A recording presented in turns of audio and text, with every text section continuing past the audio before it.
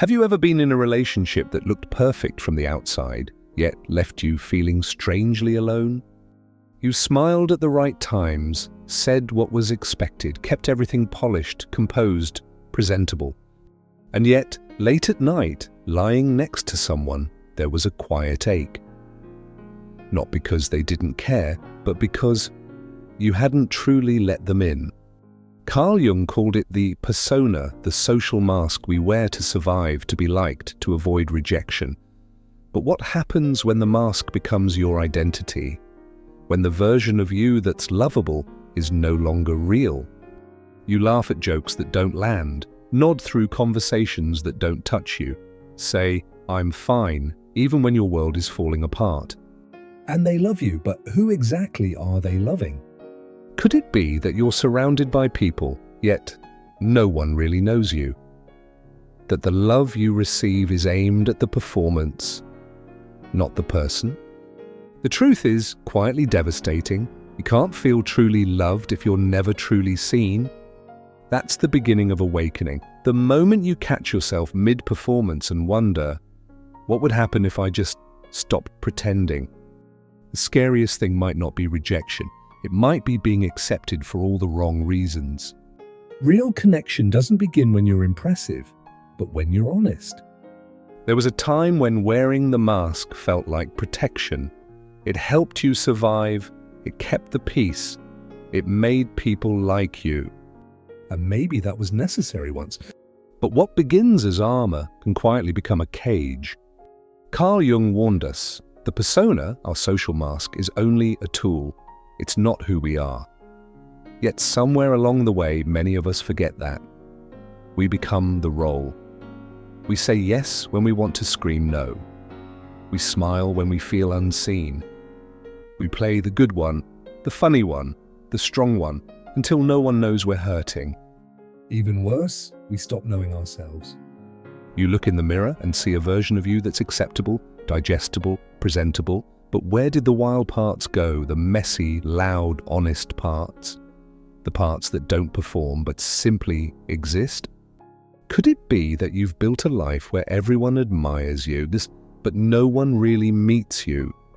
The tragedy of the persona is that it promises love, but only if you keep the mask on. And so you become loved, praised, even celebrated, but never felt. Real intimacy doesn't begin with being perfect. It begins the moment you whisper, "This is me," even if it's not pretty. Because only when the mask cracks can someone touch the soul beneath it. You know the feeling. You're in a room with someone, their voice, their presence, their warmth, but somehow the space still echoes. Everything looks right, the dinners, the check-ins, the little kisses before sleep. But when you reach for something deeper, your hands close around air. It's like living in a house that's fully decorated, but missing all the furniture, pretty from the outside, but nowhere soft to rest your heart. You tell yourself it's normal, that maybe you're just overthinking. But the truth is harder. You're lonely in a place where you're supposed to feel safe. And when someone says, "I love you," a quiet part of you whispers, "But do you even know me?" They love your mood in the morning, the way you handle stress, your calm, your charm, your glow.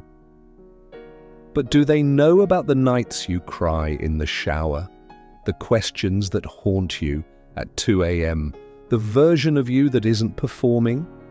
Most people don't leave relationships because of drama. They leave because of silence, because their truth had no room to breathe. You don't need a perfect relationship. You need one where you can fall apart and still be met. Not with answers, not with fixes, just someone sitting beside you in the emptiness, without needing you to be anyone else. You didn't plan to show it. The exhaustion, the heaviness behind your eyes, that quiet ache that's been building for years. But one evening, maybe out of weariness, or maybe because your soul just couldn't hold it anymore, you let it slip. A pause, a tremble in your voice, a truth that escapes before you can take it back. "I don't think I'm okay." You wait for silence, or worse, discomfort. the urge to fix you, redirect you, shrink what you've just shared. But instead, they stay. Not to offer advice, not to tell you you're strong. They just sit, still, open, unafraid. And for the first time, you realize how long you've been starving for this.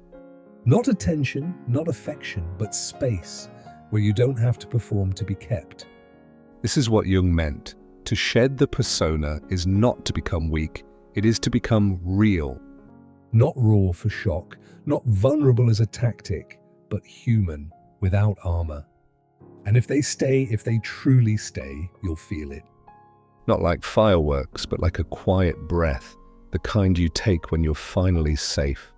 Before we close, pause with me, just for a breath. Forget the theory, forget the quotes. Just ask yourself quietly, when was the last time I felt truly seen? Not complimented, not noticed, but seen in the spaces I usually hide. Most of us don't realize how long we've been performing. We get so good at being okay that even our sadness learns how to smile. We think love means being easy to love, being good, being useful, being strong. But what if real love begins the moment you stop being any of those things? What if the person who's been waiting for you all along is the one behind the mask? You don't have to answer now, you don't have to change everything. Just notice.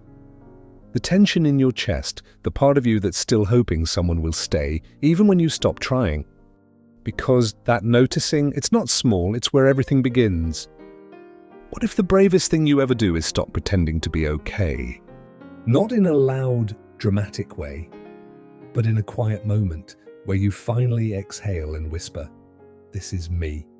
No more polishing your truth to make it palatable. No more shrinking your sadness to make others comfortable. No more playing a role in a life that no longer feels like your own. Carl Jung believed that wholeness doesn't come from adding light, but from facing your shadow. From unlearning who you were told to be and remembering who you truly are underneath it all. Maybe healing isn't about fixing anything. Maybe it's about removing everything that's not you. So here's a question worth carrying. When the mask falls, will you finally feel free or fear being seen? If this stirred something in you, a memory, a version of you that wants to breathe, leave a mark below. A dot, a word, a quiet truth, whatever feels honest. This space is for those done performing, who crave depth, not perfection. Presence, not applause. Comment if you're ready to be seen.